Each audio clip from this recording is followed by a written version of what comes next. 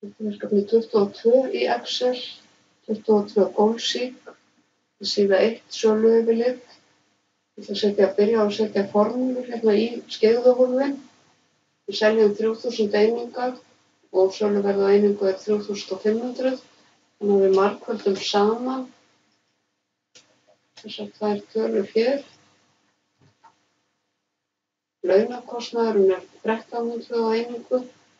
Þá margföldum við saman seldar einingar með kostnaði á einingu. Og hráefniskostnaðurinn er seldar einingar sinnum kostnaður á einingu. Og annar kostnaður er fastur, það eru 200.000. Við ætlum að leggja saman gjöldin, hverju hér, hverju Autosum, og hún setur bara þessar 3 tölur í formúluna, B6 til B8, og það passar. Og nú ætlum við að finna hvort það er hagnaður eða tap.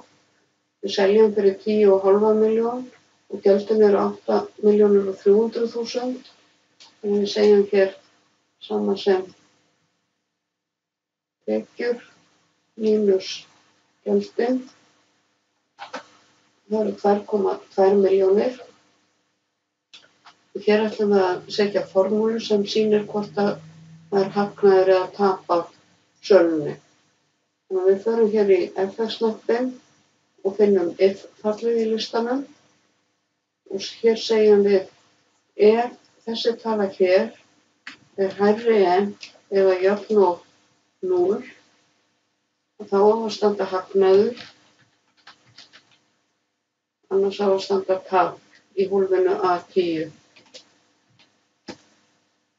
Gæsalappirnar koma sjálfkrafa, við þurfum ekki að skrifa þær. Og það er hagnaður. Ef þetta myndi breytast, þannig að þessi tala yrði 0 eða undir 0, og þá kæmi hérna orðið tap. Ég ætla að vista snöggvast og síðan ætla ég að afrita þessa síðu yfir á aðra síðu. Og þá ger ég það þannig að ég fer með bendilinn hér yfir, hitt á hægri mús og segi move or copy. Og ég ætla að segja hérna create a copy, og það er alltaf í lagi, hún má koma hérna bara á eftir söluyfirlitinu. Ég get líka láta hann að koma fyrir aftan allar síðurnar hér, en ég ætla bara að hafa þetta hér og segja OK. Þá er þessar 2 síður alveg eins. Ég smetla hér og skrifa Goldsík.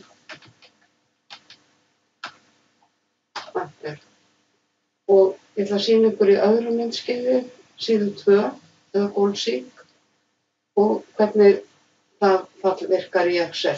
Þannig ég vista aftur.